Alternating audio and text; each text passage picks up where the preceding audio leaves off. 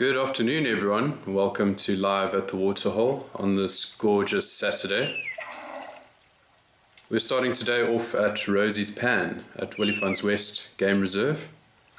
We have a couple of elephants enjoying the waterhole on this very sunny and hot day in the Lowveld. So today's theme is about interactions or relationships. And I want to know what your favorite interaction is between two different species in nature. Personally, my favorite interaction is between warthog and banded mongoose. So this is what we refer to as a mutualism. And basically what happens is the warthog will lie on its back and allow the mongoose, banded mongoose, to come and feed on the ticks and the pesky parasites which tend to get caught on the skin of the warthog. And so they just lay there and they get clean, while the banded mongoose or the dwarf mongoose, they get a nice meal in exchange. So please remember, this is an interactive and live experience, so you can send your questions through to us on our app and our website. And we're looking forward to a very interactive and fun show.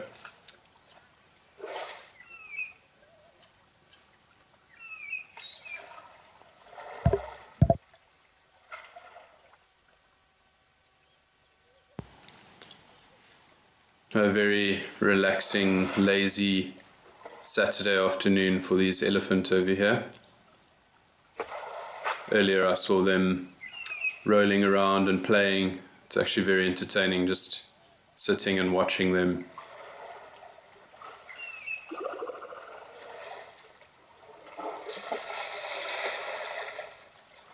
You can see they're flapping their ears about, cooling themselves off.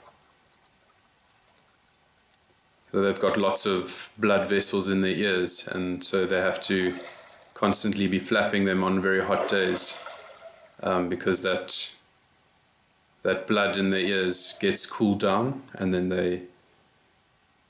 that flows to the rest of their body, and it basically just has a cooling effect.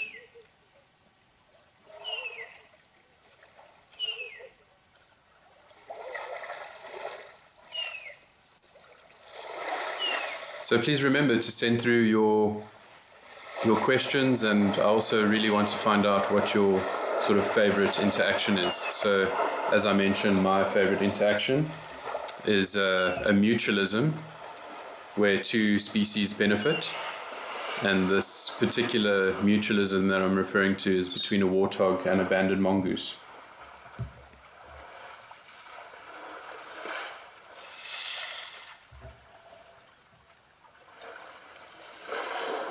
So Elemental says, Mr. Elemental says, greetings Johan and Tandiwa from Perth in Western Australia.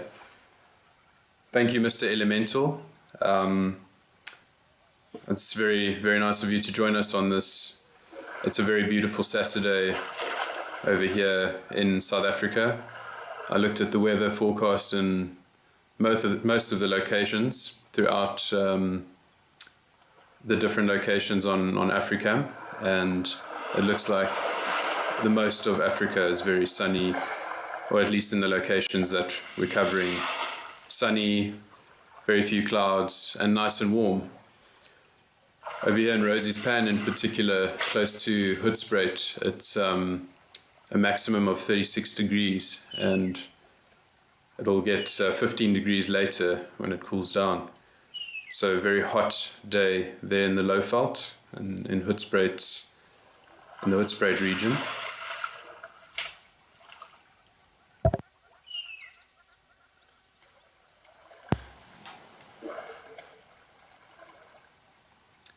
So Thomas says, looking forward to hearing about different interactions. Thank you, Thomas, for your comment. We'll discuss all the interactions, all the different examples of symbiosis. So symbiosis is basically a close interaction between two different species. It can be a plant species and an animal species, or two different animal species. And it's basically a relationship where one benefits. So symbiosis is just basically referring to the relationship where one species benefits and the other one is either harmed, or it benefits, or it is not affected at all. So we get three different types of these interactions, or these symbiosis. And so we've referred to one already, the mutualism, where two species benefit. And then we have a commensalism, where one species benefits but the other one is not affected, so it doesn't gain any advantage, nor is it negatively affected. And then lastly we have parasitism, which, as I'm sure everyone knows, parasites, those nasty critters that either attach to our bodies externally, so onto our skin, like ticks and fleas, or they can be internal, like tapeworm or bilharzia.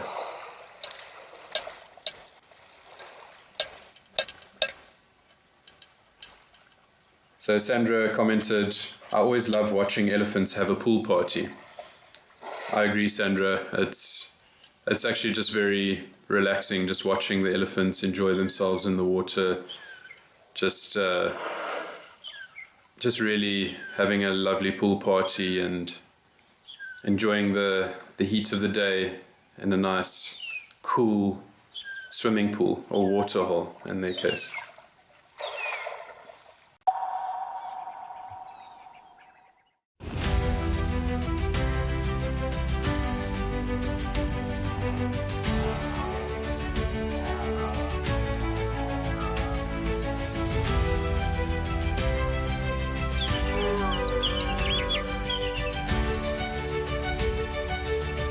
This is an unbelievable afternoon.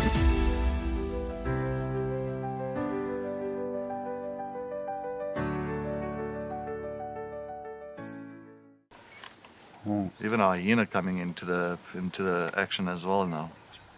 Oh my word! She's stalking the hyena now. Leopard, hyena, lion, all together in one shot. Oh. Whoa. This is action-packed.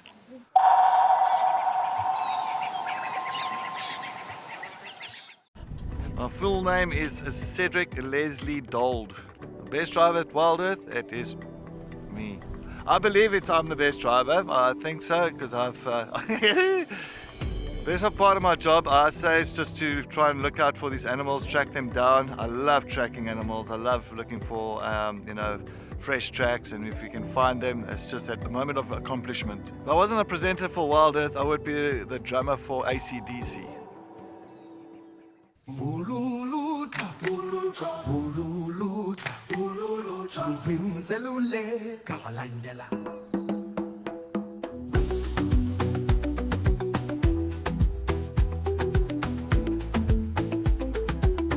Join us on the greatest and largest game drive in the world.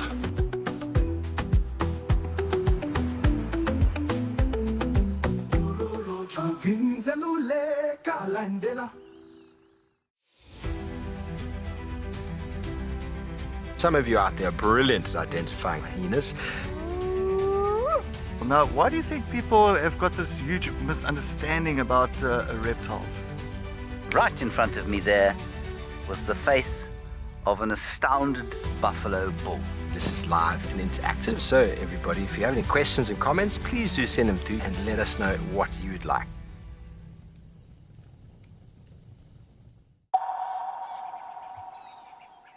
The baboon won. So sometimes elephant calves can be very skittish. They're still quite unsure of themselves. They're still learning how to use their trunks, and they're still learning how to walk properly, and so just like us humans, when we're still young and we're not very confident, very sure of ourselves, we get spooked quite easily, and I can imagine that must have been quite a sight to behold, the the elephant calf getting a little fright by the baboon.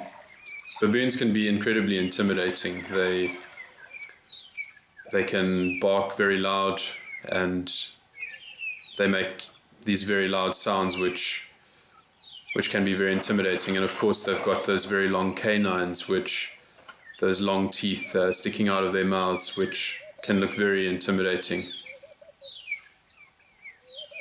And they like to display them to show who's boss.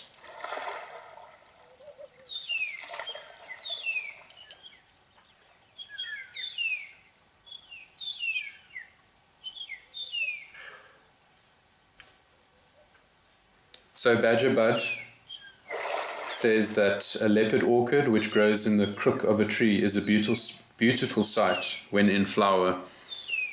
So the leopard orchid and growing on a tree is an example of a commensalism.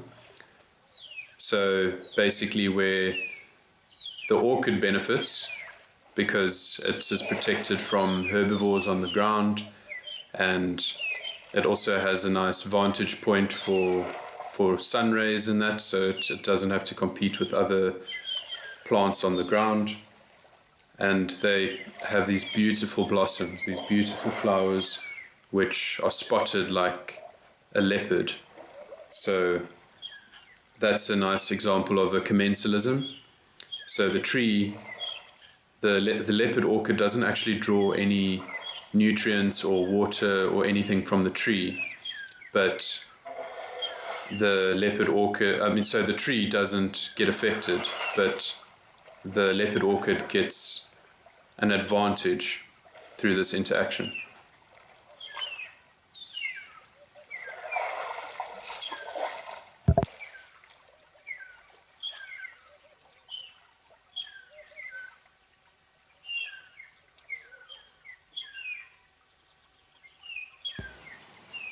So please keep those comments coming, those interactions. Humans also have these sort of interactions, you could say. Sometimes you have those people that are like parasites. They just drain your energy. If you spend too much time with them, they seem to gain a lot from the interaction with you, but you seem to just become depleted afterwards. And then, of course, you have interactions which are mutualistic, where both parties benefit, where you enjoy the person's company and then they also enjoy yours. And then you get those people that aren't fazed by your company and you're not too fazed by theirs.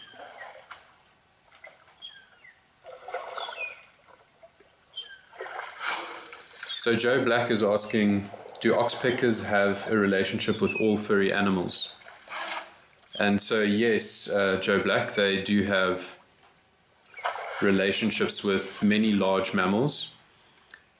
Elephants, interestingly enough, don't allow oxpeckers onto their bodies, but hippo and rhino do allow them to pick the ticks and the fleas and the parasites off their body. And then, of course, this being a mutualistic relationship where the oxpecker gets a meal and the large mammal gets clean, gets groomed. And so there's many different examples. You have the rhino, white rhino, black rhino, which allow oxpeckers on their bodies. You have kudu, impala, the smallest species being a warthog, which would allow oxpeckers on their bodies, much like the mongoose get rid of the parasites on their body, on the warthog's body. So here you can see this elephant in the front over here is basically using some of that mud to put on its body, lather its body up with mud, because I imagine the UV rays would be quite intense today, with it being so hot close to Hoedspruit.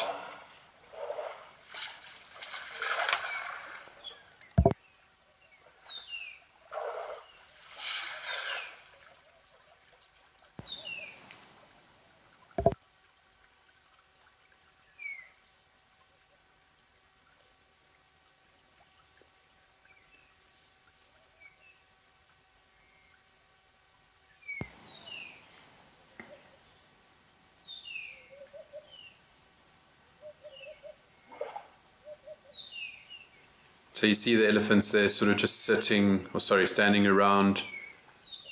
They're listening out for any potential danger. You see the ears have stopped flapping now. And so maybe they've heard something in the distance, maybe something that's unsettled them a little bit. And now they're just listening out, using their large ears and their incredible hearing. Oh, there we go. That's what spooked them. The hippo to the right of our screen. So this is quite an interesting interaction.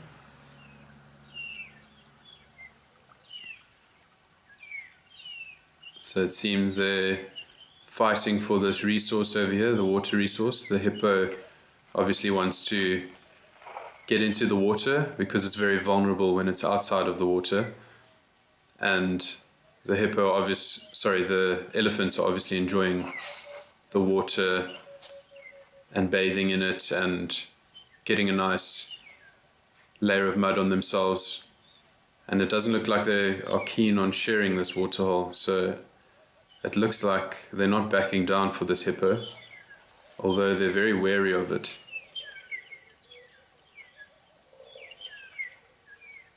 So I wonder where that hippo has disappeared to now. So elephants can be very skittish. Because of their incredible hearing, they are able to hear sounds that we're not able to hear as humans. Okay, I see there's the hippo now at the bottom of the screen. So he looks also a bit unsure of himself. He's sort of waiting to see what the elephants will do next. It almost looks like the hippo's hiding behind the tree, hiding from the camera. He's a bit embarrassed by having lost that encounter.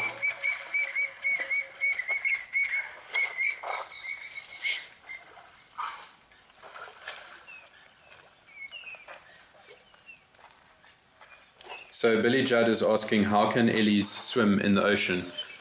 And so Billy, I've never heard of elephants swimming in the ocean before. I think the salt would probably not agree with them, the salt water, but they're able to swim in waterholes and rivers, and they're able to do this.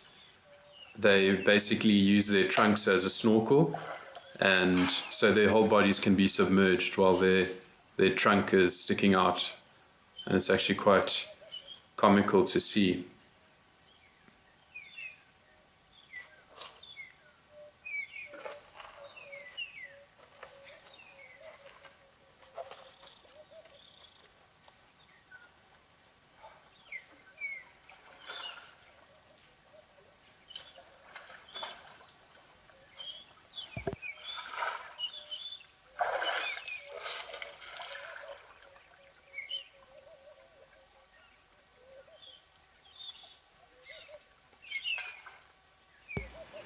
Sometimes it's just nice to listen to the sounds of the waterhole, just listening to all the different bird calls that you can hear in the distance. I love just sitting and listening to all the different bird calls when I'm out in nature, seeing how many of the different calls I can identify, seeing how much diversity is in the area.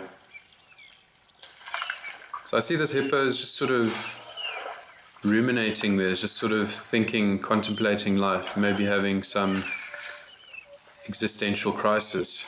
Just, he's really taken a blow to his confidence over there after that encounter.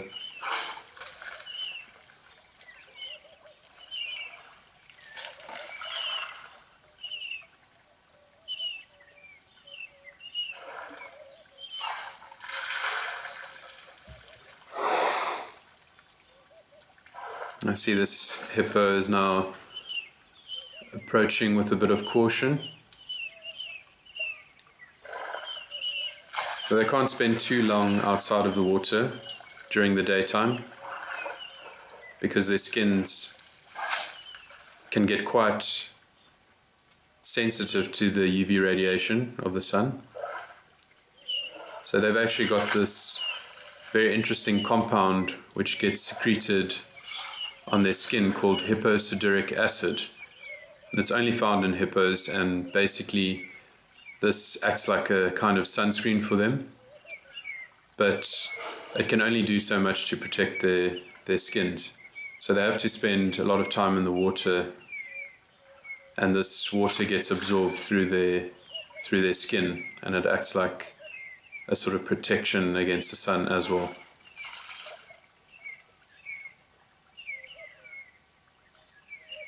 So this hippo is still just standing there, dead still, maybe pretending to be a rock.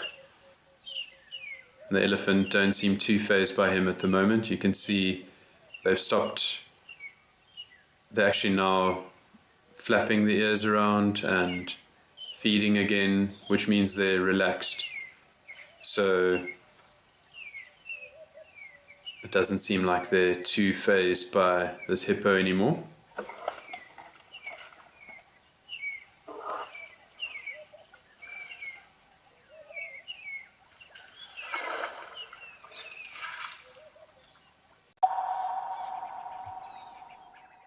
For years, we've shared virtual wildlife. Now, let's experience it for real. I'm Lauren Arthur, and I'd love to show you my amazing home here in the Greater Kruger of South Africa. This 5-night journey is an exclusive connection to my piece of untamed Africa. I live here in these gorgeous landscapes surrounded by epic wildlife. The wild is calling, so come and join me. At Wild Earth, we believe every story has the power to create change. That's why we've launched the Wild Earth Impact Foundation, a non-profit dedicated to conservation and social impact.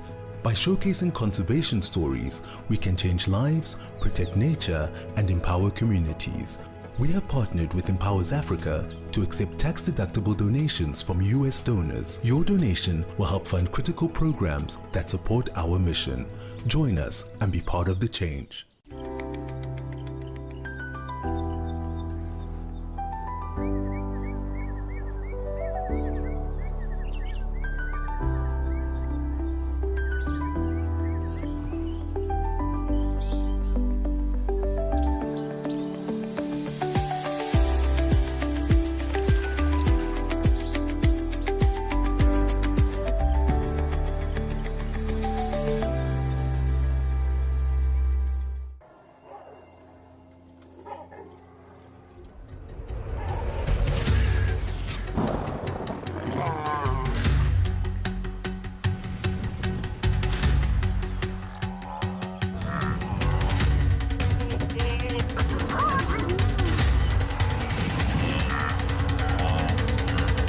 Greatest wildlife spectacle on planet Earth. We'll see you there.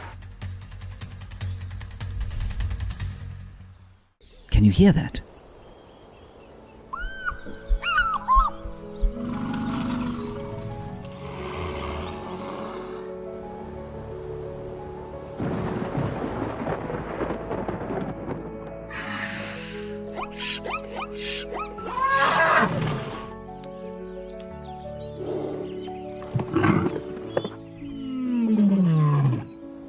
The wild is calling.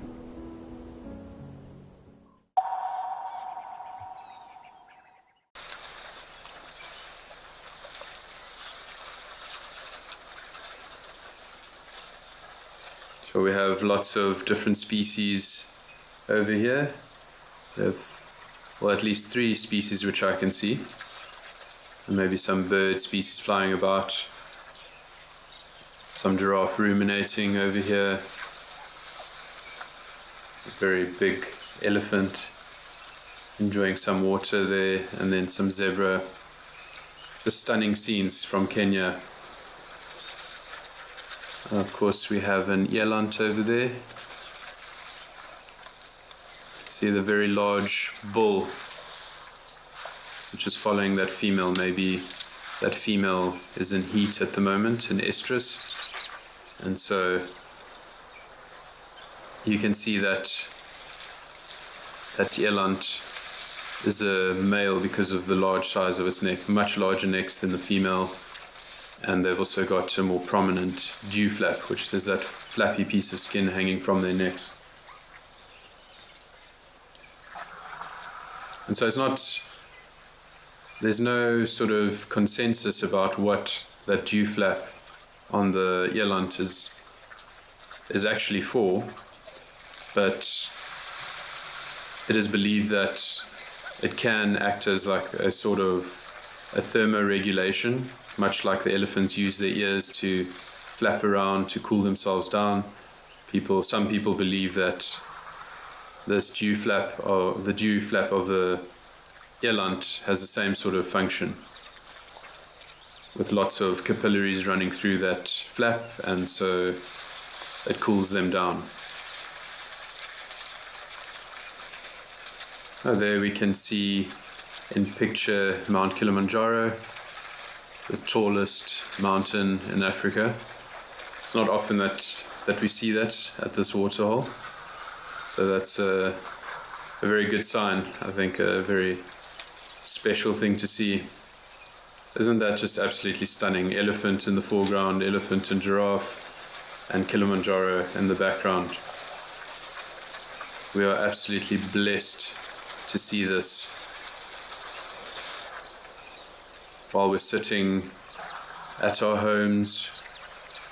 Maybe you're sitting in your lounge just enjoying the sounds and the sights of nature. And what better way to spend a Saturday than looking at some of the most beautiful animals that Africa has to offer.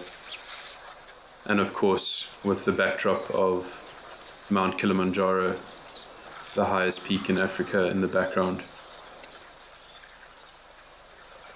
So I'd like to find out from you, the viewers, if you've climbed Kilimanjaro, or if you'd like to. I certainly would like to. I've heard that Kilimanjaro is quite a tough hike, but Mount Kenya is a much nicer hike and less oversubscribed.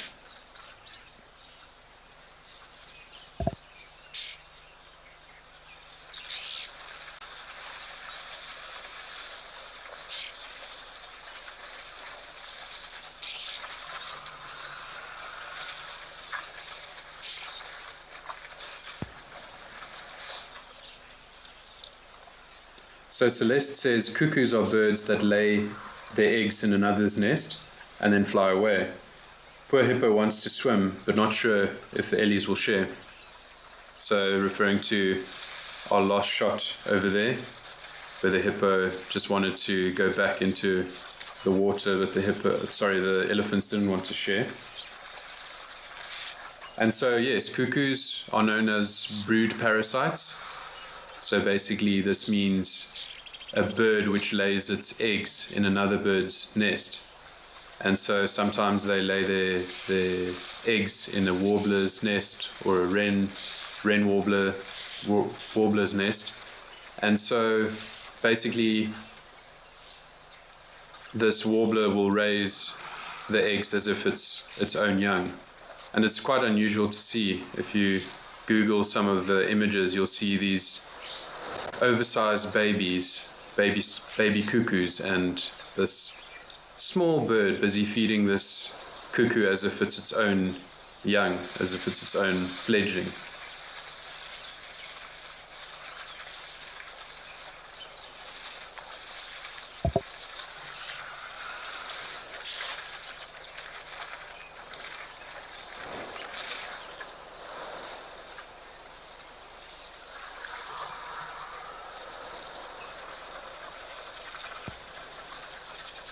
So Deb D says, living in the east central US, that's quite a sight to behold.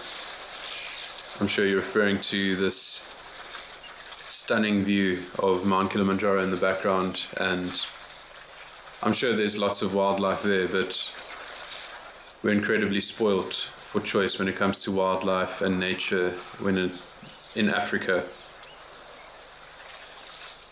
And there's lots of different biomes, lots of different climates and vegetation types which support lots and lots of different animals and plants.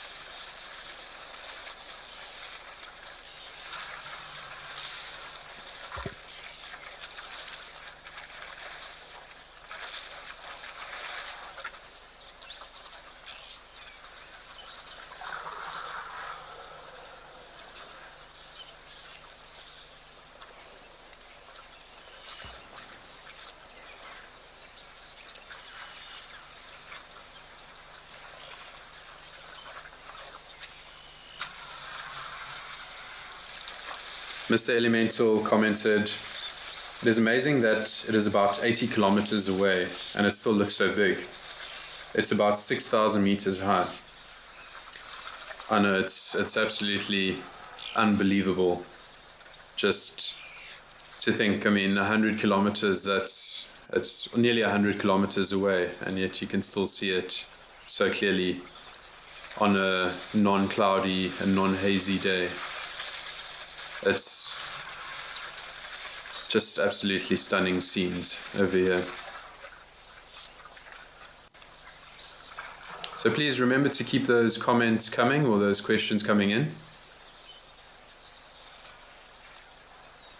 What other interactions can we think of?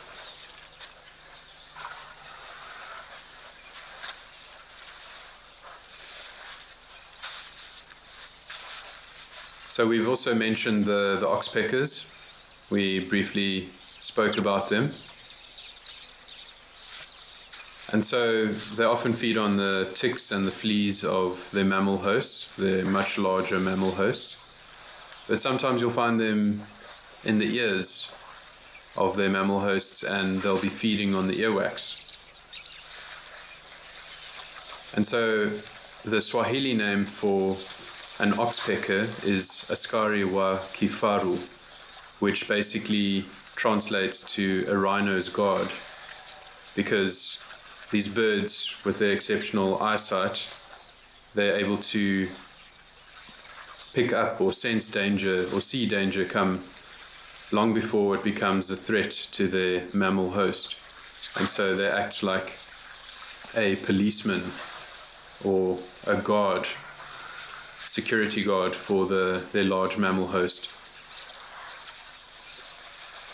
And so askari is the Swahili word for policeman, and kifaru is the Swahili word for a rhino. And so when these oxpeckers do see danger, potential danger, they'll alarm with a shrill call, and so that will then alert their mammal host to the danger.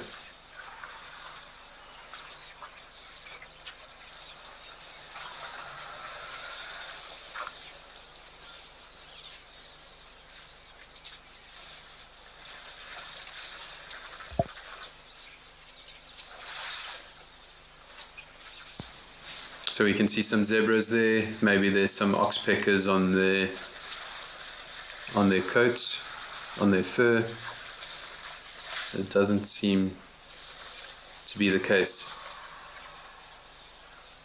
They're also very good at grooming themselves. Very, very well at grooming themselves. So we call this allo grooming, where zebra groom one another. They spend a lot of time looking after their very pristine coats. Of course, it's a very nice, warm, protected environment for ticks and fleas and other nasty parasites.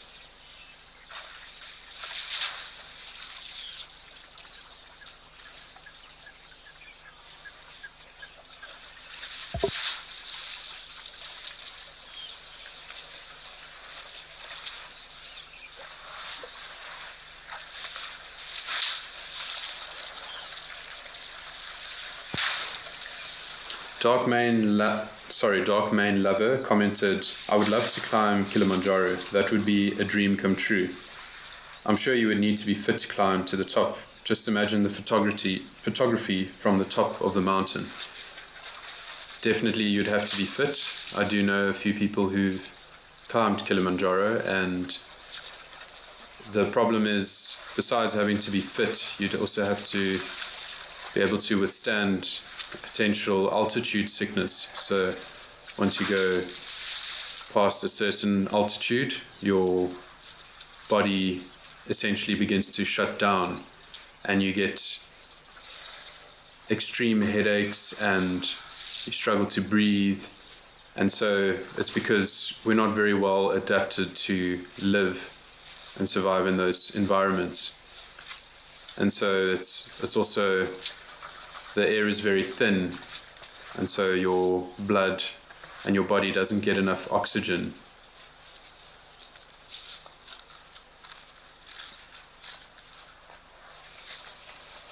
So Iris is asking, do elephants and zebra ever have to fight over the water? And yes, they do sometimes fight. You can see today the elephants are very tolerant of the zebra. There is a type of hierarchy at a waterhole.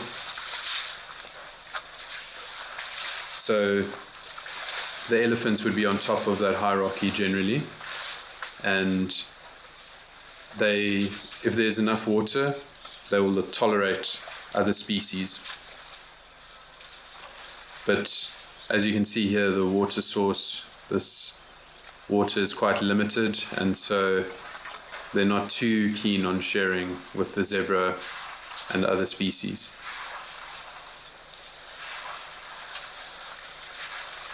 I hope that answers your question, Iris.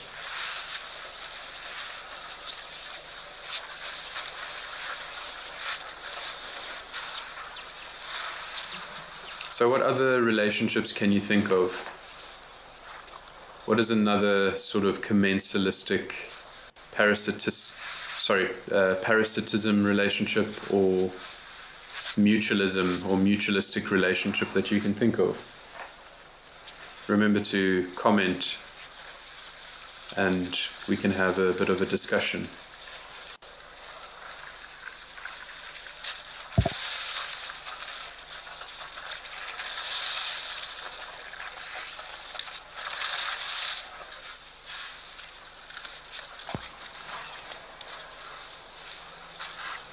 So a commensalism that springs to mind for me is a relationship between termites and monitor lizards. So what monitor lizards do is they lay their eggs in the termite mounds, or in the termite mound. And then basically the termites will cover up the hole which the monitor lizard has dug, and so it will be a protective, nice, warm environment for those eggs to incubate. And then when those eggs are ready to hatch, those small monitor lizards will they'll dig their way out of the mound. And so in this relationship, the termites, they neither gain an advantage from this relationship, nor are they negatively harmed or affected. So, but obviously the monitor lizards, they benefit hugely from this relationship because they have a nice, warm, protected home for their young while the eggs are incubating.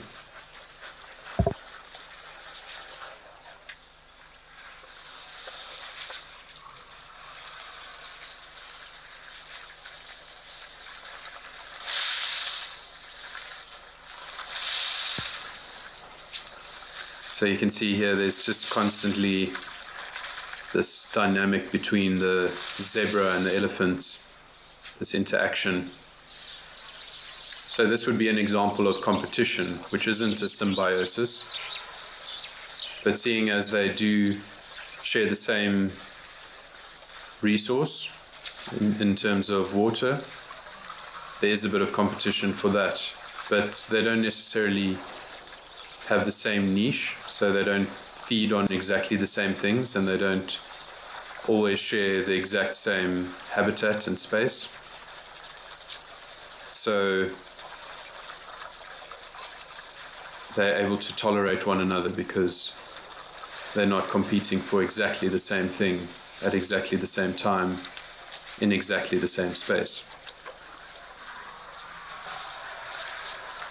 But in this case, of course, with the waterhole that they're sharing, there seems to be just enough for the elephants to tolerate the zebra.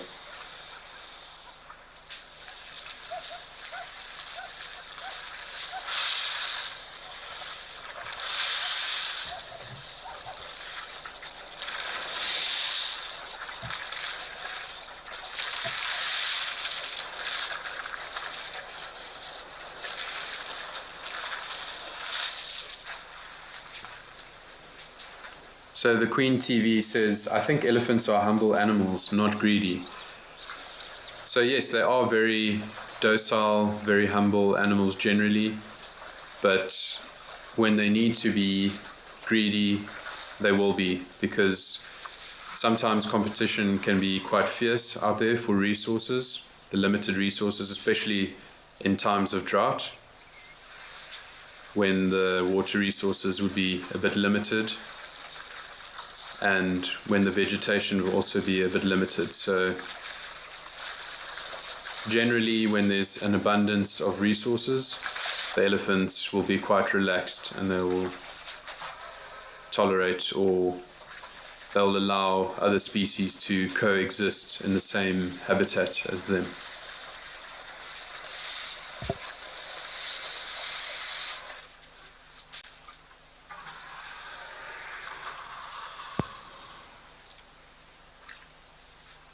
Darkmane Lover is asking, do you know how other humans are able to make it to the top with thin air that could potentially cause death? So obviously referring to climbing Kilimanjaro.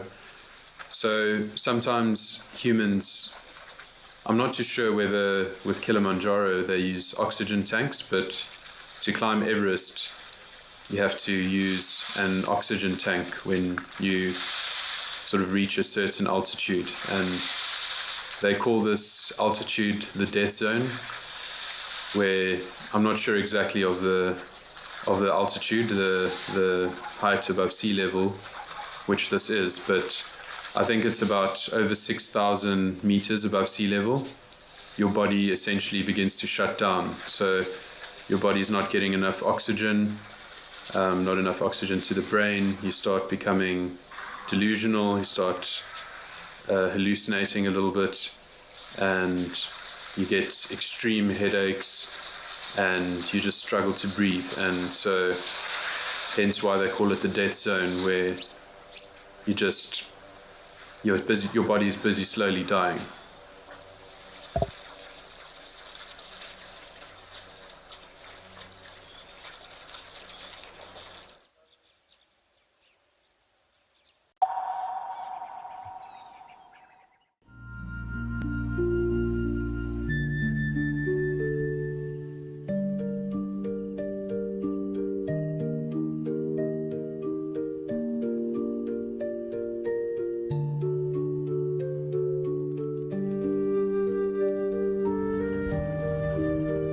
This unfolds in front of you.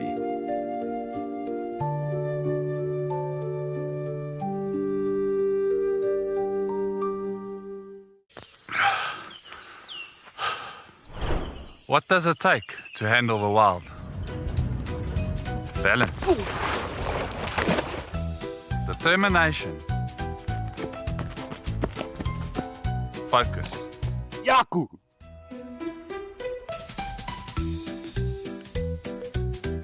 And gear that can take a beating so you don't have to.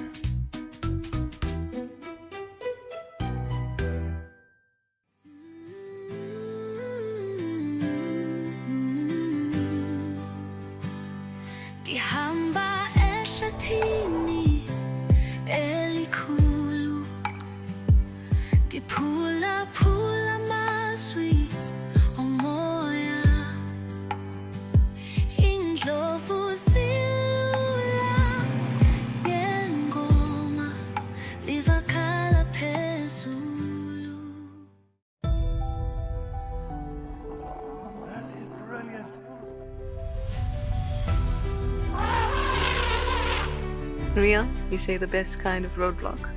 Absolutely. Look at this. Hello, girls.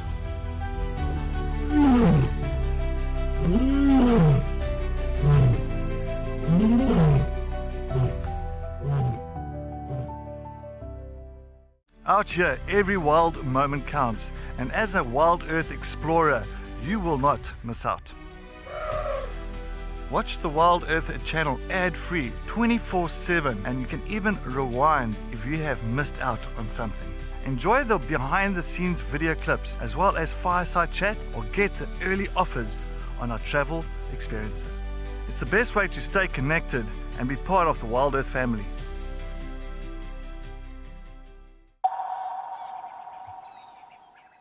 And so you can kind of see the difference between the impala and the springbok.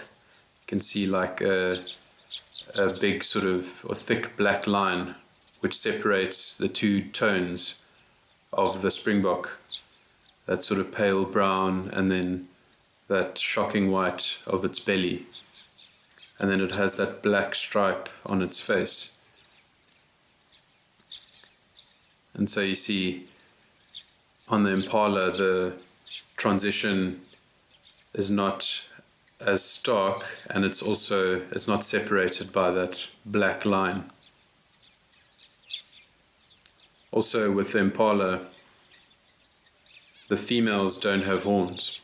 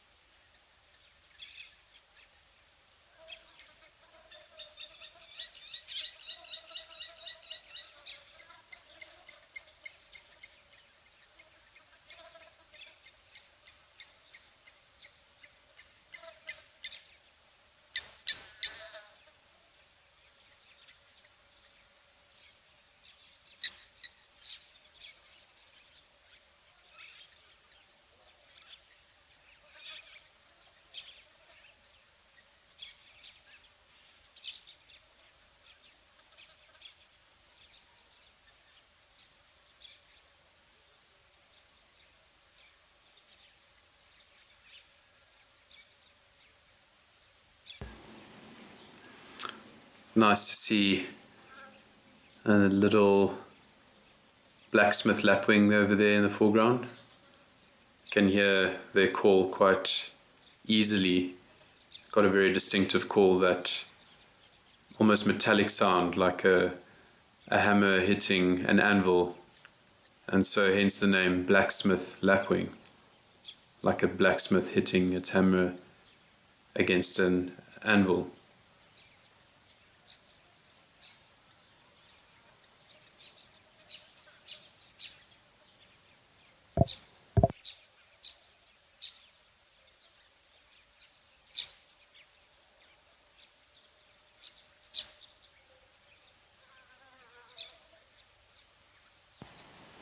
So you can see over there that impala in the background, that male with all these females. So impala, they have harems, so it's one dominant male which oversees a group of females, of breeding females. So there you can see the blacksmith lapwing.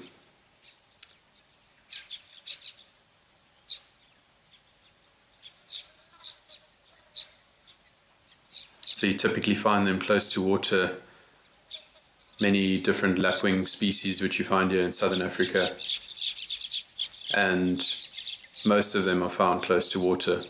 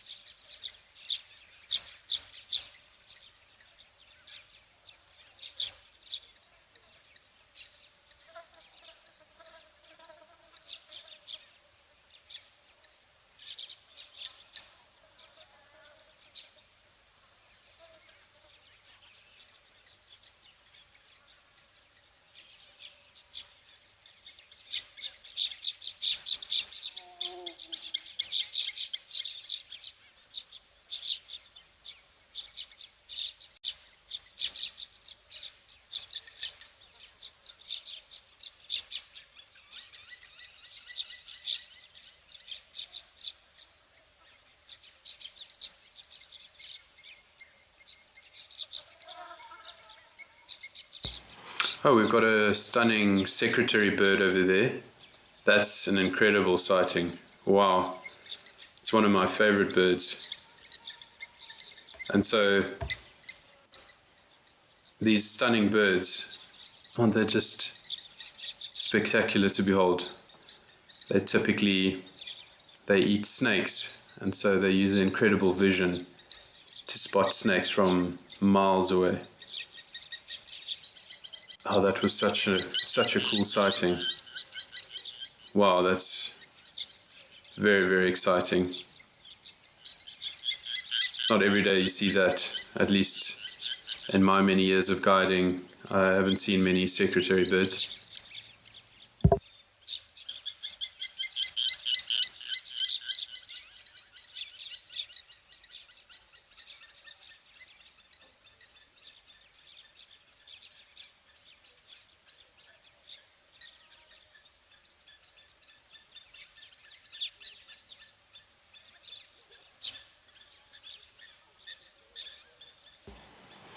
Okay, so I think let's head over to Camel Thorn in Botswana.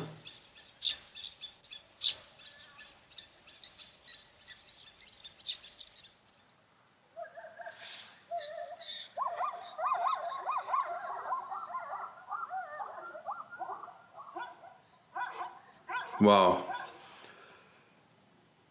A lot going on over here. Lots of hippo outside the water. Just a massive dazzle of zebra there in the background, and also a bit here in the foreground. Even have an elephant. You hear the elephant trumpeting.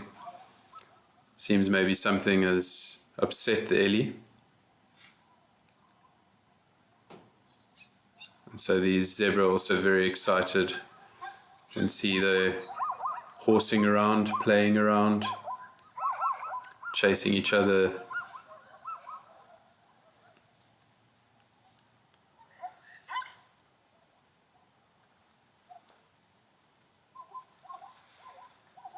So please do remember to send your comments and your questions through to us. Always want to make this interactive and as entertaining as possible.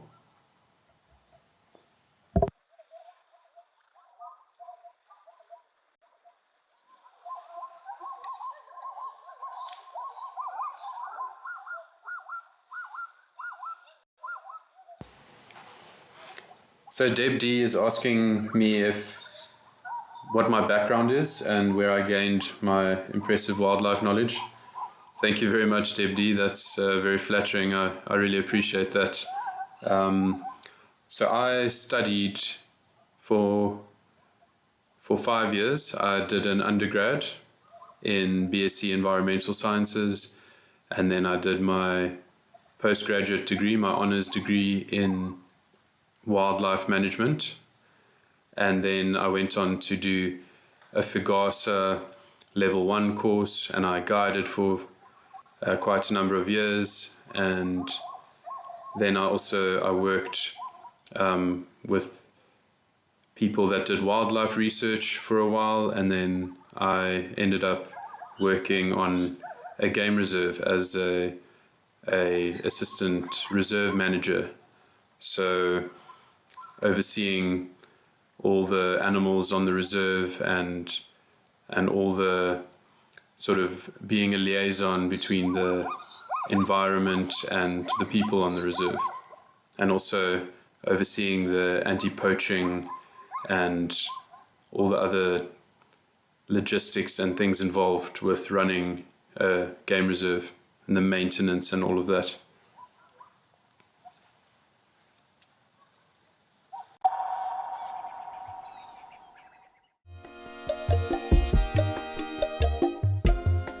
My name is Amy, and today we're going to be doing things a little bit differently.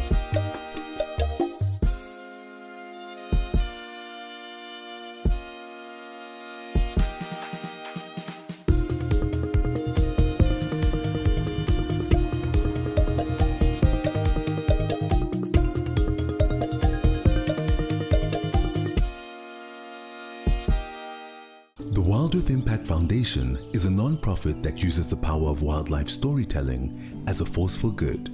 We create sustainable development projects that showcase conservation stories, empower people, and inspire environmental action. As a registered South African PBO, you can make a tax-deductible donation to the Wild Earth Impact Foundation. To find out more, visit our website. I get to wake up every morning and go out there and look for cats. I get to create my everyday safari for myself. I grew up in the sort of central eastern suburbs of Johannesburg, fully qualified trails guide and a fully qualified nature conservationist. I love the wild places. I love being in the wilderness. It's probably one of the best jobs I've ever had and probably ever could have.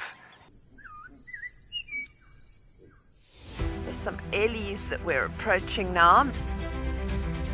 The light on her as well is absolutely gorgeous. So we are going to enjoy the rest of this sunset. Wow, this is absolutely crazy. And thank you for joining us. For myself and Cam, we will see you next time.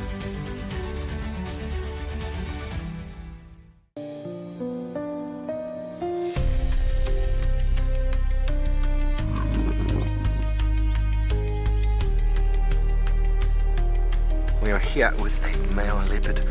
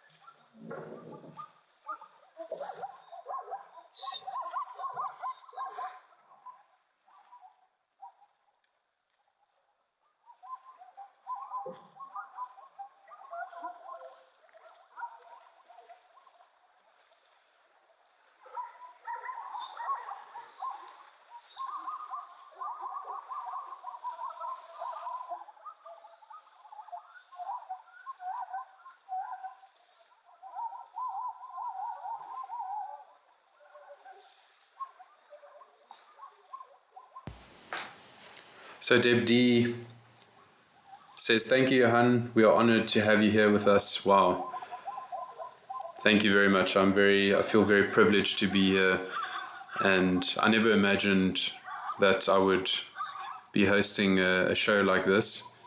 I do always remember visiting the Kruger National Park when I was younger, and I would often like to sort of comment on or sort of narrate what is happening in the different sightings, but I would give the animals different sort of characters, and I would sort of pretend they are sort of personify the animals that I see, and give them names and different accents and different personalities.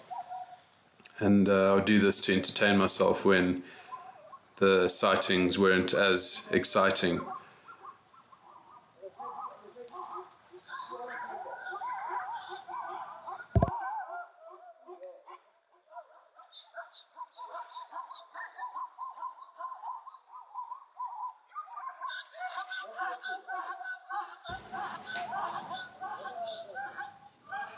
So Melanistic Marble is saying this was where they had the elephant approach a porcupine family the other night. It's hard to believe.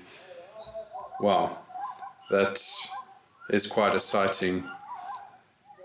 I mean, it's very seldom that you see porcupine because they're nocturnal species, and then also seeing an interaction like that of such a large mammal like an elephant and of course a porcupine would be a very unique sighting. So I think this platform, Africams, just and Wild Earth just offer such a unique and just unbelievable opportunity to view the spectacular wildlife from the comfort of your home.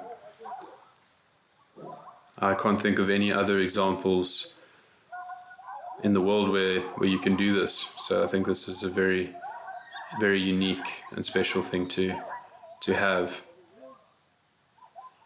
You don't have to travel thousands of kilometers to go to a game reserve and view the wildlife.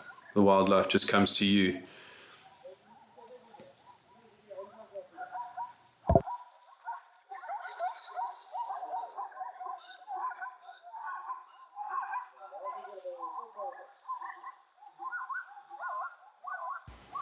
So Dieter is asking, why do zebras bop their heads when they walk?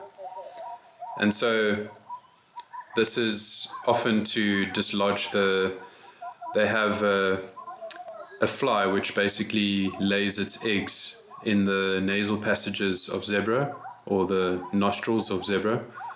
And so those parasites, they can irritate the zebra and the nostrils. So they often try and sort of flick out the eggs through moving their heads vigorously.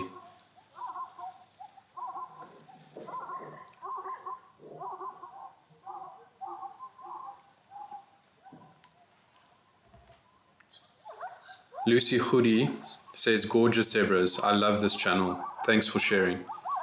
Thank you, Lucy. I also love this channel and I love being part of it. And as I said, it's a very unique collaboration between two different organizations or companies, and they are presenting a very special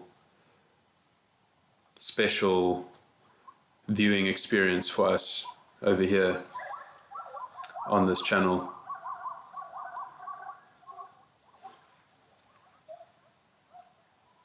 So I do really enjoy your comments and your questions. Thank you for sharing them, and please do keep them coming.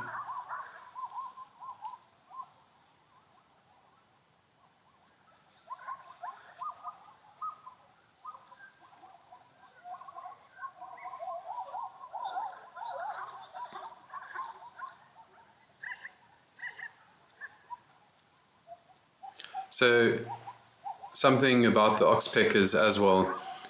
So as much as they can benefit the mammal hosts, they can also be a bit of a terror. So when the large mammal has a wound, the oxpecker will peck at this wound to feed off the blood and the surrounding mucus. And so this can leave the mammal very uncomfortable, and it can prevent the wound from healing properly, so which creates the potential for infection.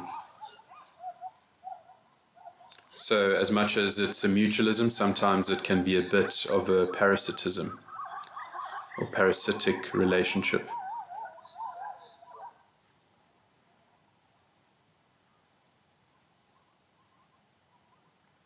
A lot of chatter going on at the waterhole. Everyone meeting at the pub for some crazy Saturday afternoon antics.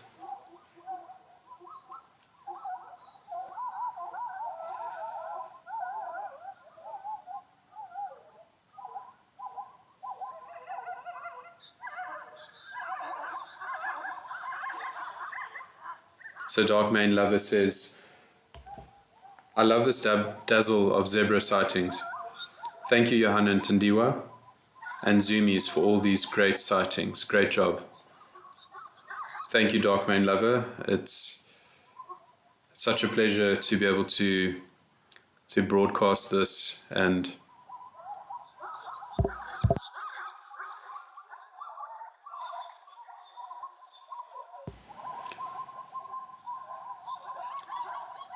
sorry, my mic muted there for a second.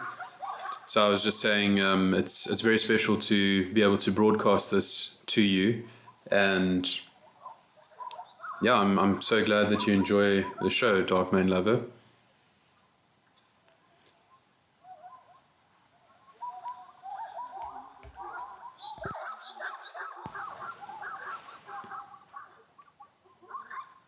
You can see that elephant there to the left of your screen. It's busy raising its one left back leg, and so sometimes they do this to sort of rest their legs, because obviously that weight of theirs, so elephants typically weigh up to 6,000 kilograms or 6 tons, and so sometimes they need to sort of rest their limbs because of all the strain and all the weight that those limbs have to hold.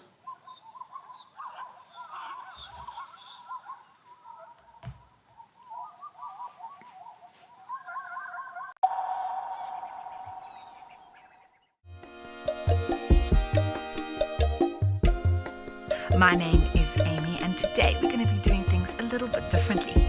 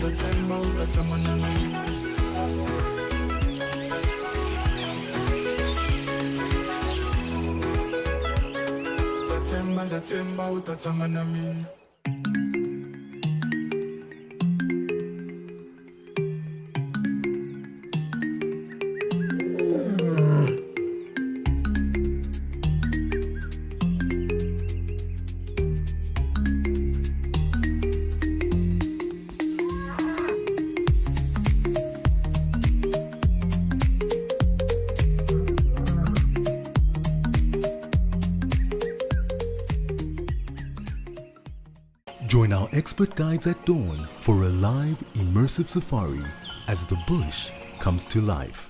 Found ourselves a chameleon, and look how he's changed color. Every sunrise brings new discoveries. Pound for pound, a leopard is one of the strongest cats around. Ask questions, share your thoughts, and connect with nature live and in real time. Great excitement, great happiness. Start your day with adventure. If you love watching Wild Earth, here's a little tip. You'll gain access to the channel ad-free. You can rewind and rewatch sightings and gain access to our live Tuesday safaris. There's also behind-the-scenes videos, fireside chats, and every safari live episode, whenever it suits you. It's just the best way to connect with nature.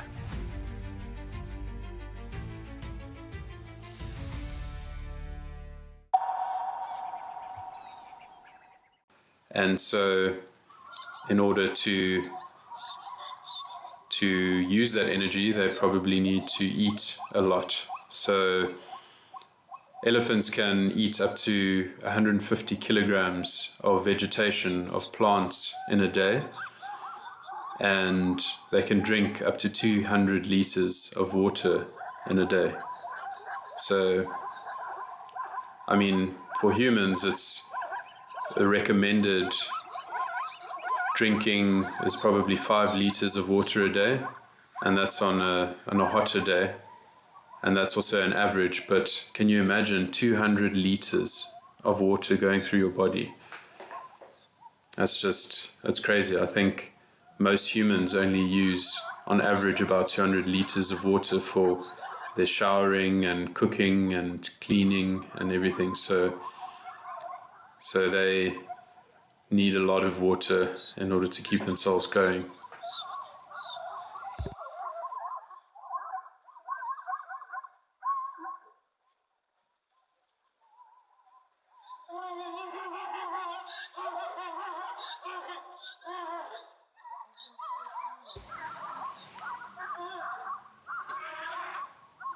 So Levi Etzebeth is asking, why does a snake tongue go in and out all the time? So snakes actually use their tongues. Oh wow, let's quickly comment on this interaction here.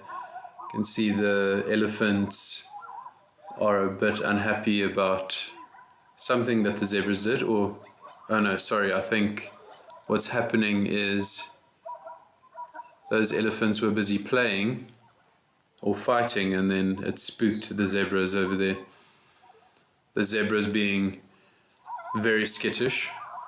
They've got an incredible sense of smell and eyesight and hearing, and this obviously enables them to avoid predators, so avoid potential danger.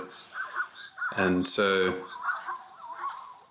when there's a sudden movement or there's a loud sound of scurrying, then they typically get quite spooked because they want to try and avoid the danger before it becomes imminent. So to answer your question, Levi, the snake basically uses its tongue to smell. It also creates like a sort of image for the snake because they don't have very good eyesight and they don't have very well developed noses. So basically this is their main sort of way of detecting movement and getting around. And so they basically pick up particles in the air, and then when they flick their tongue out, and then when they flick it back in, those particles then rub up against the organ of Jacobson, which is basically what it uses to interpret these molecules and this sort of what the smells are in the air, and it will create it will be interpreted by the brain as what it exactly is, and it will create an image in the brain.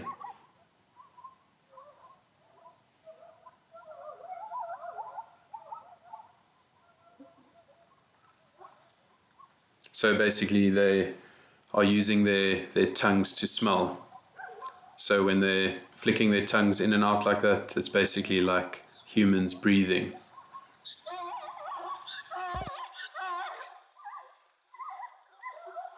You can also see some hippos over there, maximizing that waterhole.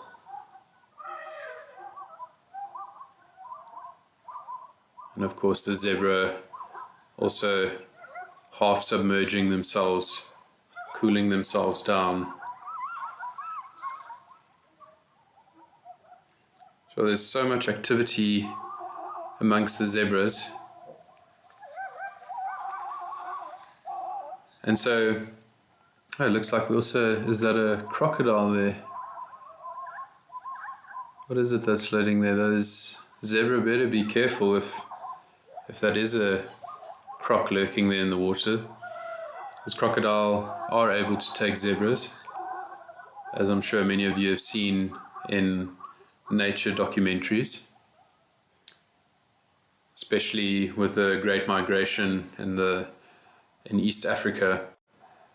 A lot of the crocodiles tend to wait and ambush to ambush their wildebeest or zebra prey, because it's quite easy pickings because they have to cross certain rivers during this migration. So the crocodile will wait for its meal to come to it. And what's quite remarkable about crocodiles is that if they feed on a big meal like a zebra or an impala or wildebeest, they can basically live off of that meal for up to a year or more. So imagine you just have one meal and then you're set for the rest of the year. I think that would be great, and you don't have to worry about eating. You just can free up more time to do other things.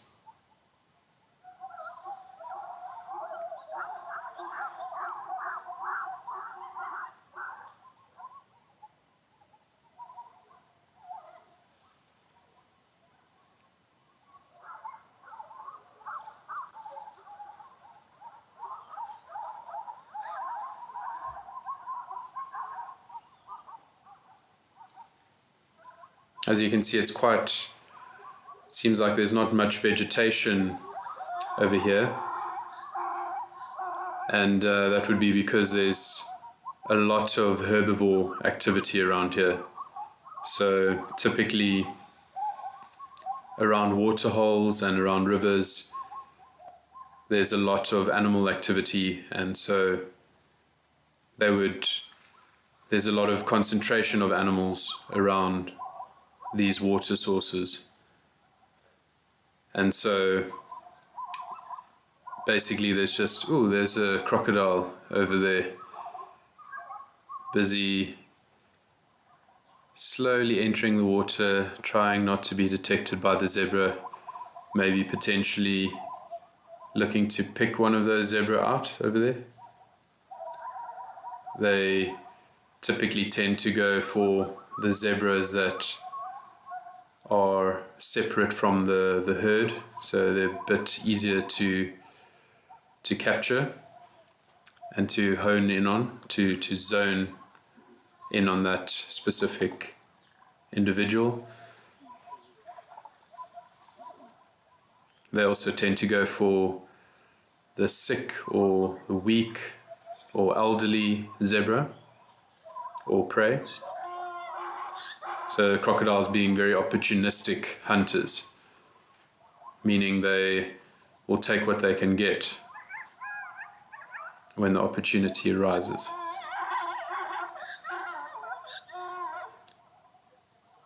But the crocodile's diet predominantly consists of fish.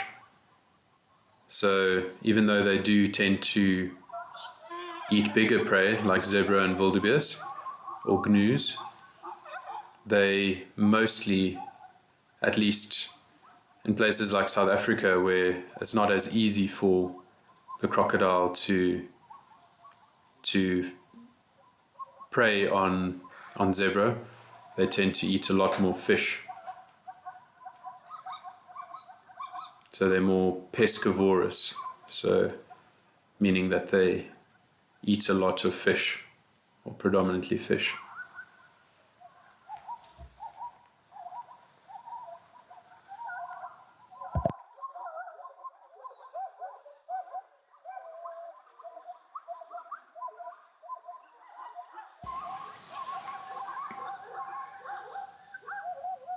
So Felicia Kimbrough is asking, will the crocodile eat the zebra?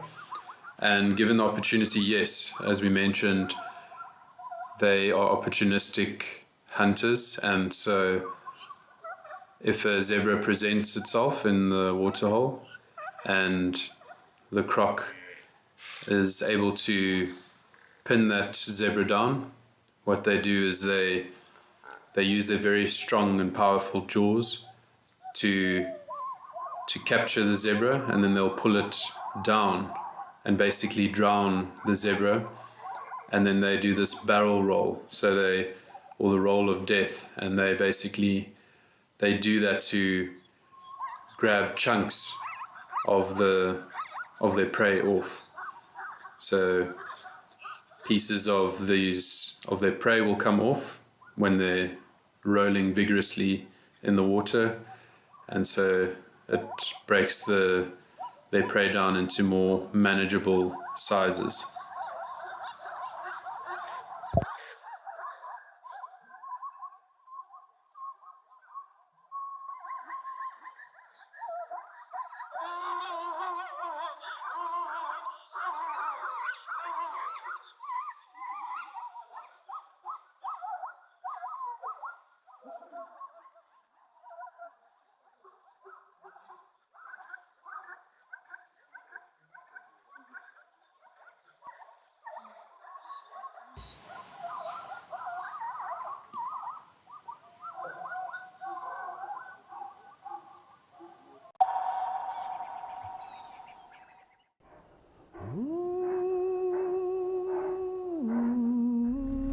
Now this leopard that we're looking at is known by the name of Hlalamba.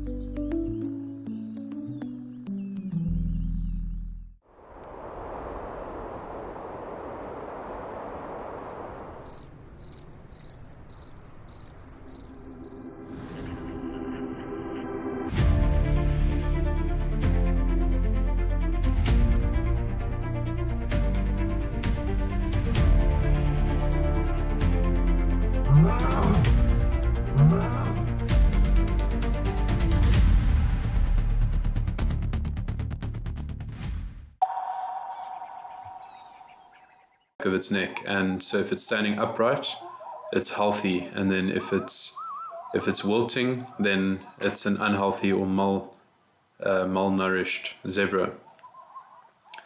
So that's one sure way of detecting, of seeing whether your zebra is in a good condition or not, because they have a fatty layer which holds up that hair on the back of its neck, and so when it's not getting enough food, that fatty layer will become depleted.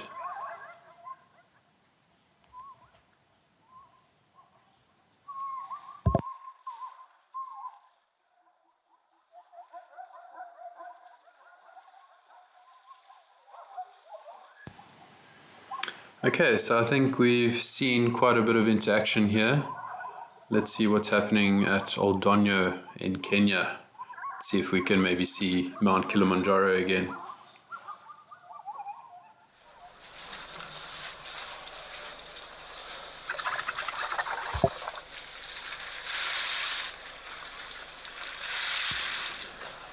And here we are again at Old Donyo Lodge in Kenya.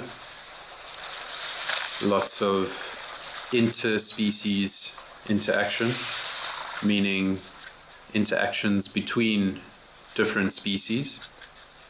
And then of course you get intra-specific interactions or intra-species interactions, meaning that it's interactions between individuals of a particular species. So between zebra competition, between zebra or any sort of interaction would be considered intra-specific. And then you get inter-specific, where you'd have maybe giraffe and elephant competing for the same tree or the same water source.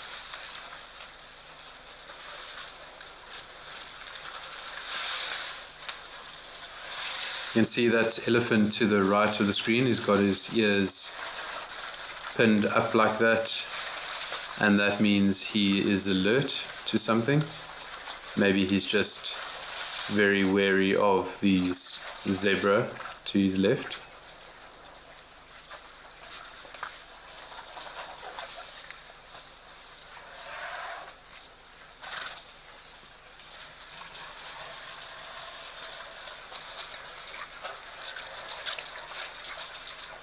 So be sure to keep those questions and comments coming. Are there any other examples that you can think of? Any interspecies examples of symbiosis?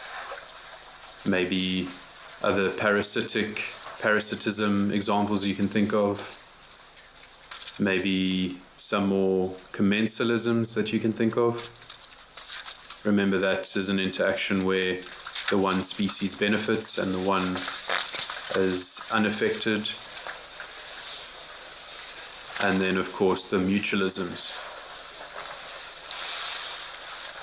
So another interesting mutualism, which includes the mongoose, is that of the mongoose, the dwarf mongoose, and a yellow-billed hornbill. And so basically the yellow-billed hornbill benefits because the dwarf mongoose, they will flush insects out of the grass or where they're busy foraging.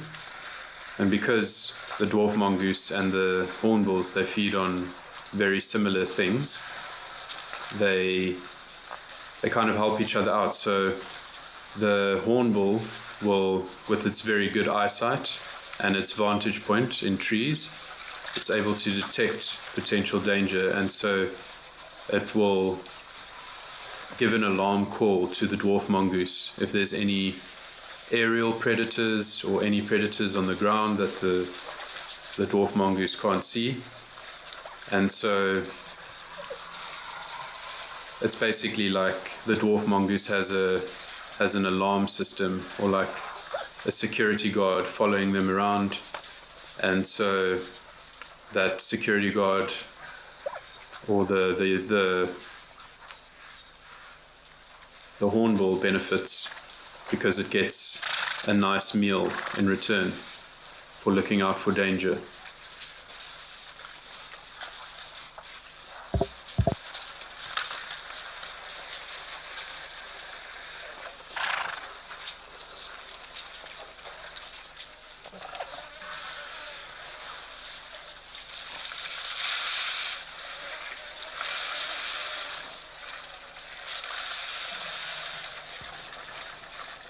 So Melanistic Marble commented, it looks like red weather at Old Donyo today. Absolutely, it's just a stunning day in Africa. Very hot, or very comfortable 27 degrees Celsius, and nice and sunny at Old Donyo in East Africa today. And I think it's the first time that I've been able to see Kilimanjaro from this waterhole. You see we also have an oryx over there, or a gemsbok to the right of our screens. No, he doesn't want to be part of the show anymore. He's a bit shy. But this zebra, of course, with its beautiful black and white coat, is flaunting it. Definitely wants to be in the shot.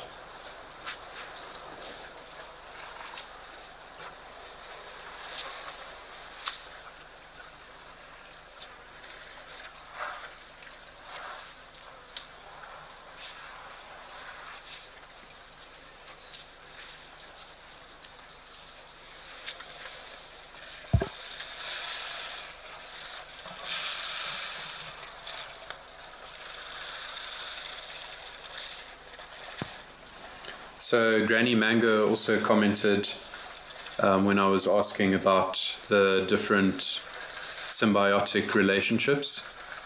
And Granny Mango says zebra and wildebeest. That's another example of an interaction. So it's kind of like a mutualism, because they help each other detect danger. And so the zebras, they also feed on grass of a higher length, and they make the shorter grasses, which the wildebeest prefer, more accessible.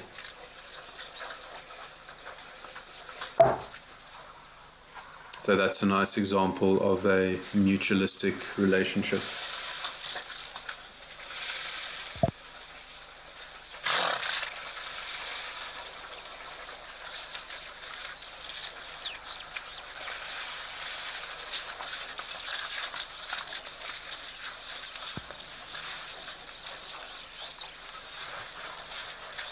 You can see how both the zebra and the elephant are busy shaking their tails around vigorously, trying to deter the flies which will land on their rumps and potentially lay eggs on their skin. Oh, we have a game viewer there to the right of our screen. And there's a giraffe that's definitely wants to get to this water hole, but okay. Oh, lots happening. That zebra must have been chased by another zebra, or maybe chased away by an elephant. And so you can see this giraffe's like, let me in, I want to also drink some water, please.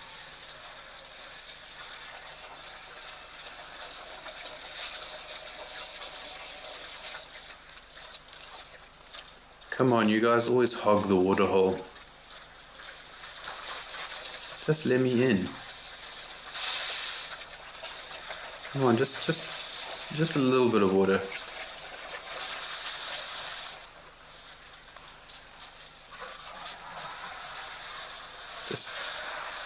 Just a sip, please.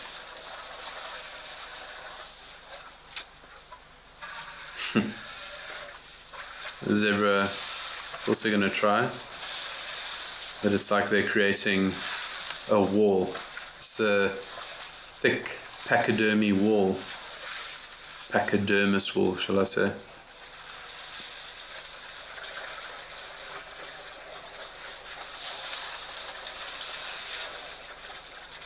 Oh, shame those poor zebra aren't able to get to that water hole now, nor the giraffe.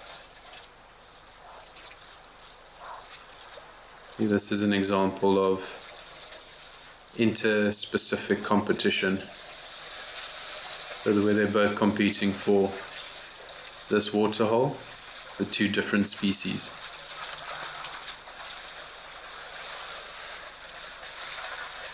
Of course, the giraffe being very, very skittish, very wary, because they're at their most vulnerable when they're bending their necks down to drink. It's when they're most likely to be attacked by a predator lurking nearby.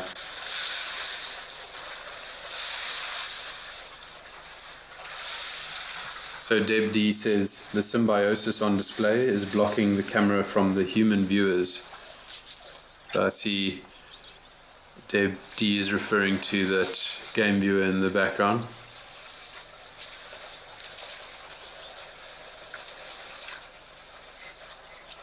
So it's quite lovely that we're able to see all this activity, and we don't have to go on a game drive or travel very far to see all these lovely interactions on display. But of course, nothing beats going on a game drive and being there in person and taking in the fresh air and smelling all the different smells and just soaking up the lovely rays of the African sun.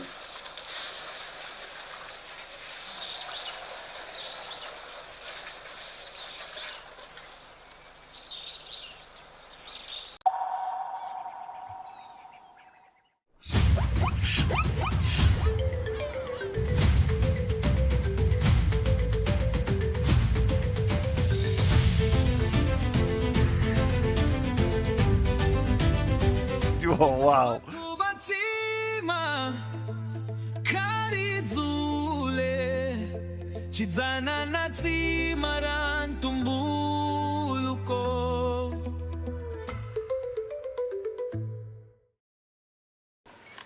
Oh, even a hyena coming into the action as well now. Oh my word. She's stalking the hyena now. Leopard, hyena, lion, all together in one shot. Oh. Woo. This is action-packed.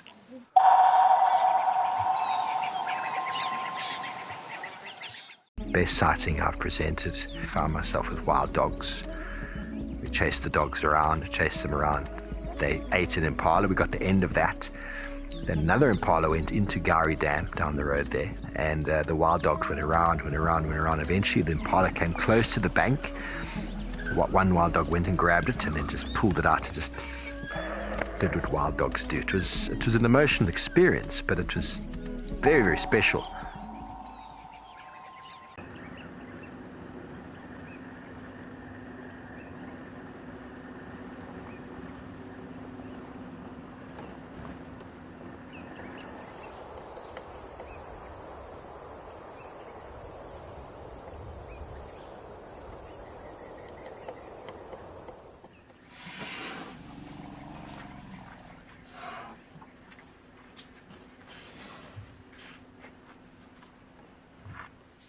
Out here, every moment counts. As a Wild Earth explorer, you won't miss a thing. Watch the Wild Earth channel ad-free 24/7 and rewind if you want to catch something again. Enjoy behind-the-scenes videos, fireside chats, and early access to travel offers. It's the best way to stay connected and be part of the Wild Earth family.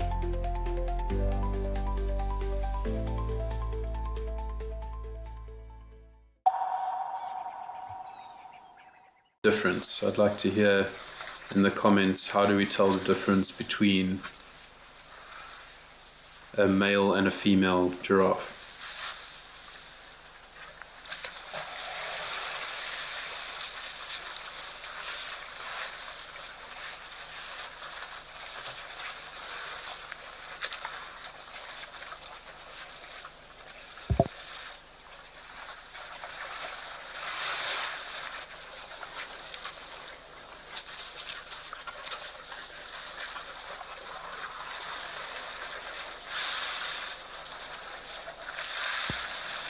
So you can see here there's a perfect example of the hierarchy at the waterhole. Elephants first, giraffe second, and zebra third.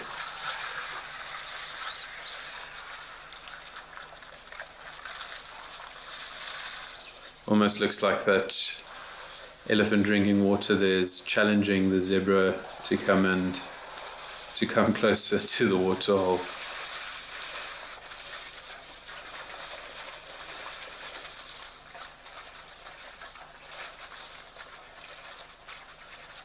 So Matty P is asking, does Kenya have a water problem?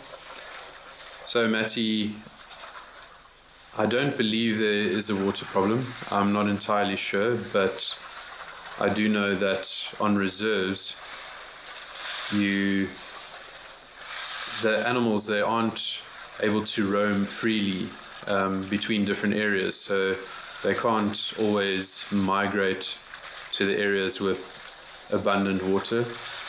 So typically animals would follow rainfall. So when it rains in a certain area more than another area, they will, or if there's more water in one area than another, then they will migrate to that area. And typically species like elephant and zebra and wildebeest, they would migrate great distances in order to find water and abundance of fresh vegetation or leafy trees and leafy grasses.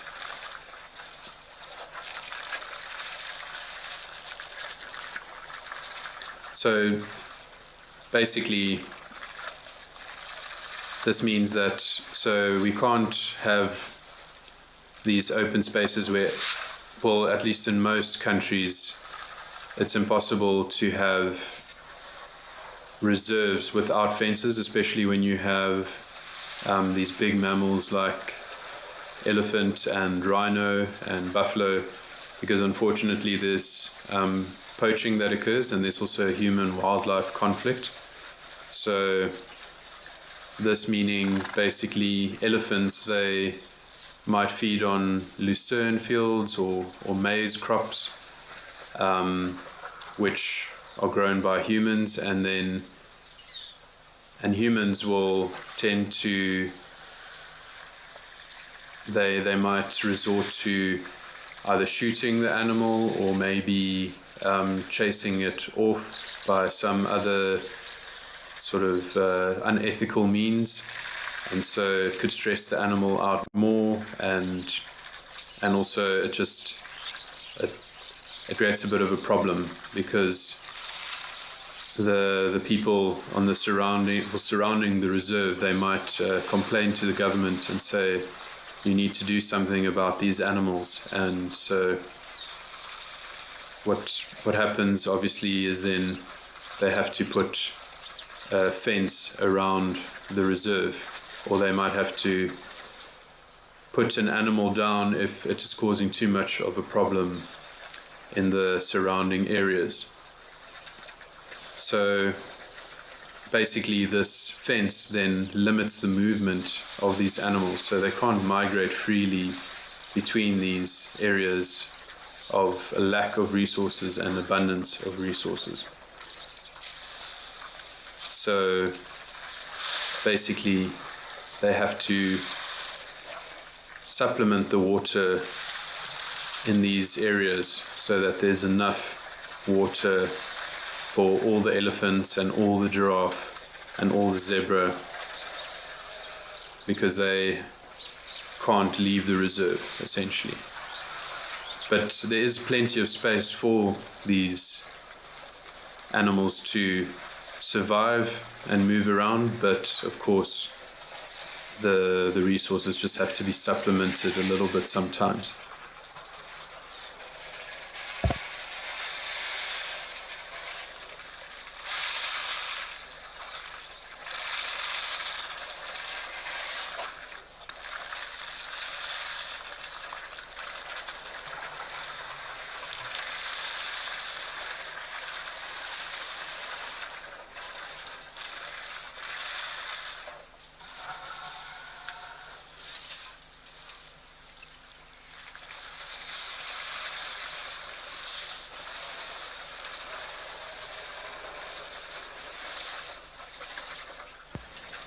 You can see that oxpecker there catching a ride on the giraffe. That must be quite an exciting point of view, quite a thrilling point of view that the oxpecker has over there.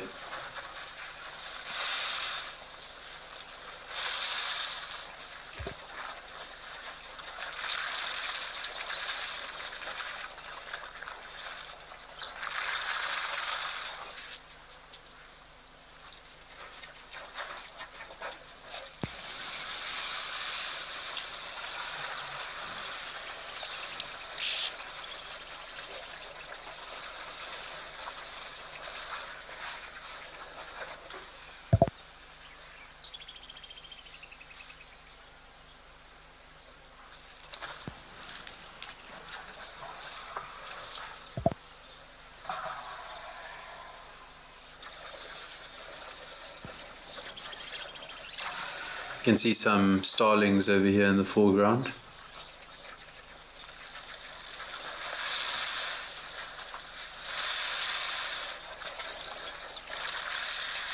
And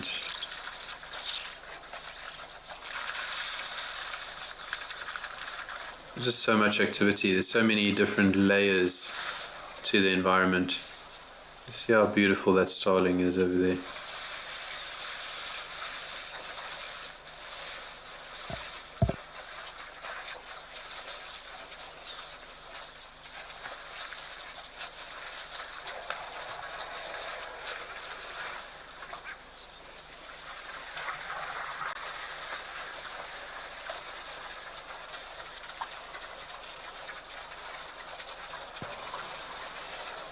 So that's a superb starling.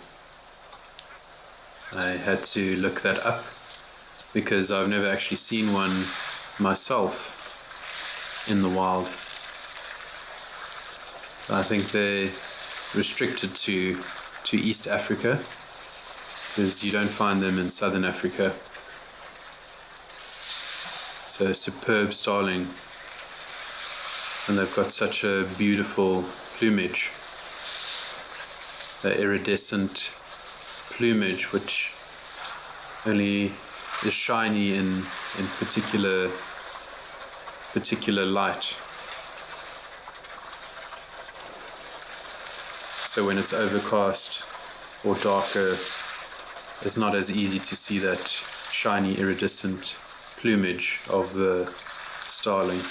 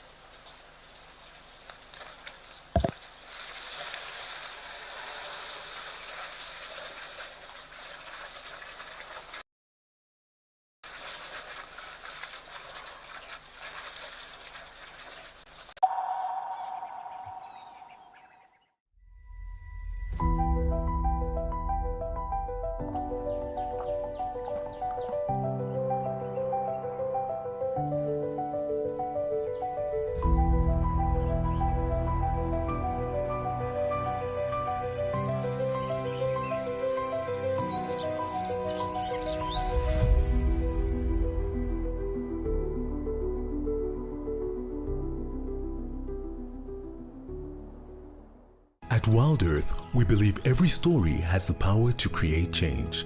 That's why we've launched the Wild Earth Impact Foundation, a non-profit dedicated to conservation and social impact. By showcasing conservation stories, we can change lives, protect nature, and empower communities. We have partnered with Empowers Africa to accept tax-deductible donations from US donors. Your donation will help fund critical programs that support our mission. Join us and be part of the change.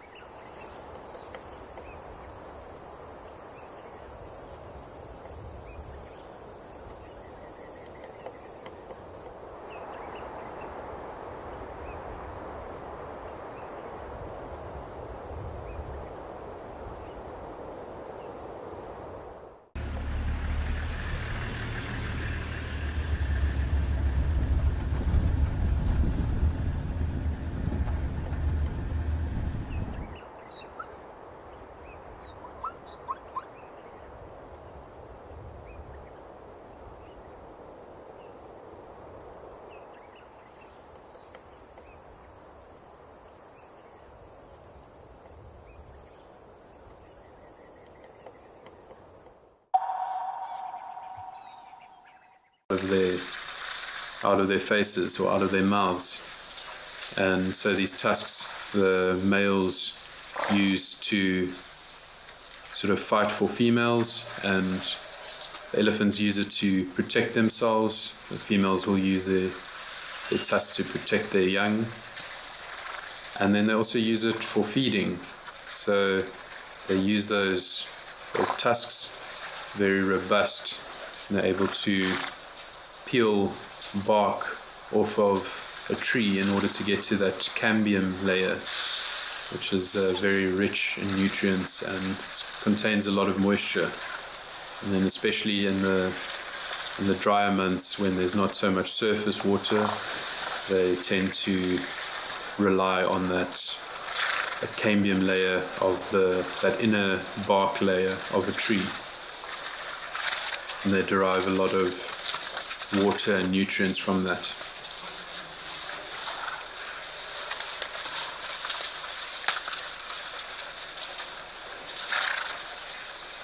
And then of course they use it as a sort of shovel as well. So elephants, they also go for tubers in the ground. So they go for roots of plants which are located underground, and so they'll use their tusks in order to dig up soil and get to those roots.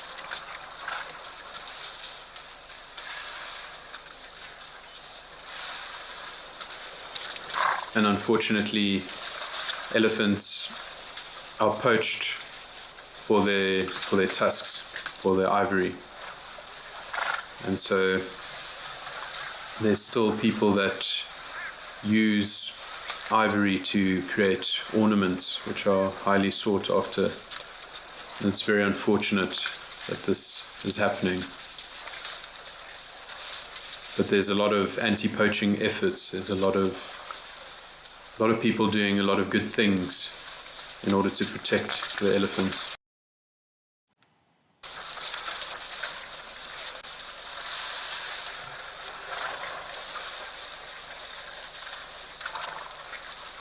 So poaching for ivory is a much bigger problem in East Africa than in Southern Africa, where there's almost too many elephants, one could argue, in places like the Kruger National Park. And so people believe that there's an overpopulation, that there's probably 3 times more elephants than what the park can actually sustain in terms of how many resources are available, how much water is available, how much vegetation is available, and then of course you have to consider all the other species, because it's not just elephants which the parks cater for. I use cater, but obviously these parks, they have all the natural resources there.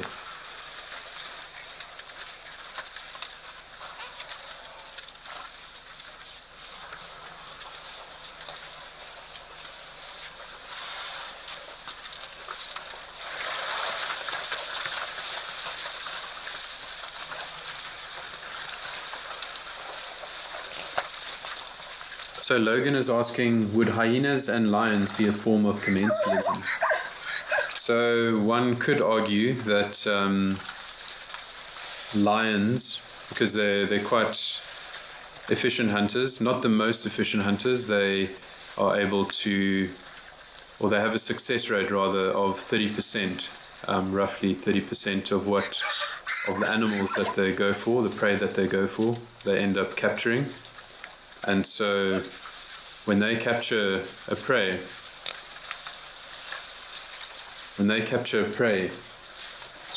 they don't eat the whole prey, and so there's a lot of bones and sort of other pieces of meat which they don't generally like to eat, like the offal. They don't eat all of the offal of the carcass, and so you could say that the hyena benefits from this, because the hyena eats pretty much everything of the carcass. It's got exceptionally powerful jaws which are able to crush bone, and so they eat the bones and all the offal. And so you could say that the lion is the one that is unaffected by this relationship, but the hyena benefits from this relationship. So when the lion leaves what's left of the carcass, then the hyena can come in and eat the remains.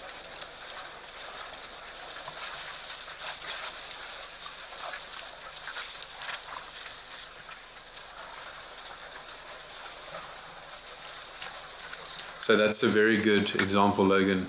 Thanks for sharing that.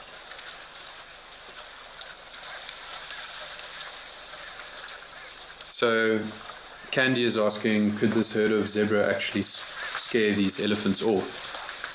So maybe if the zebras were approaching in a way that the elephant weren't able to see them.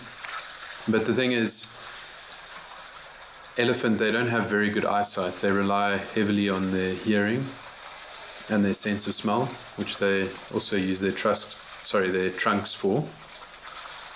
And so I'd imagine if the zebras approached in a way that the elephant wasn't able to hear them, then and they suddenly caught a glimpse of the zebra just in its peripheral, it might get a bit spooked.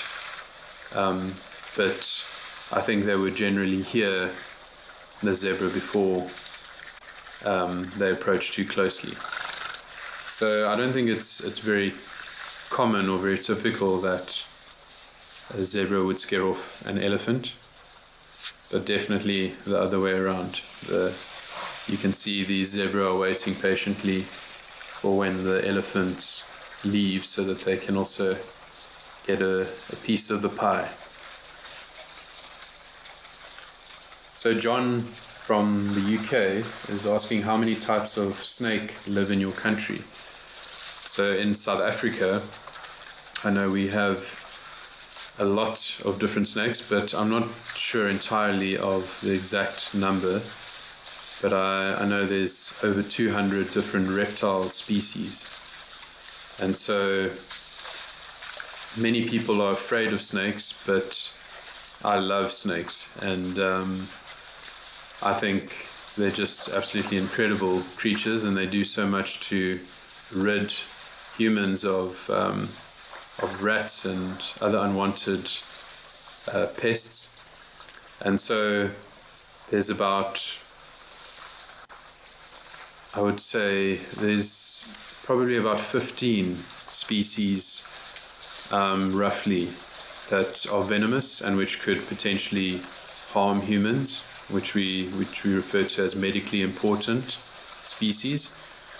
But I'd say of those species, there's probably I would say the black mamba is probably the most dangerous, where you need to get medical attention immediately.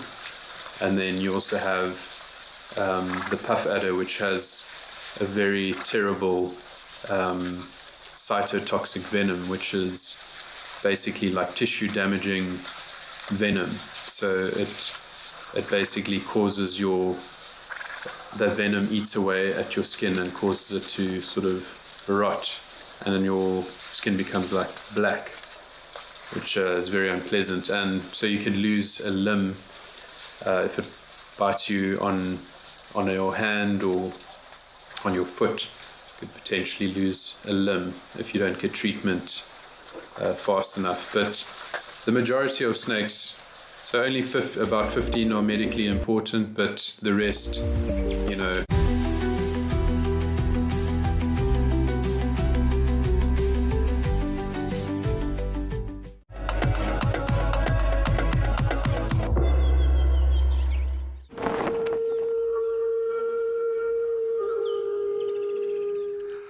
Good morning, everybody, and welcome to another sunrise safari.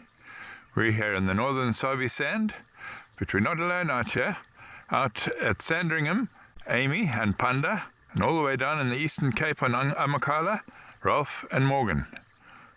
Hope you're going to have a good one with us.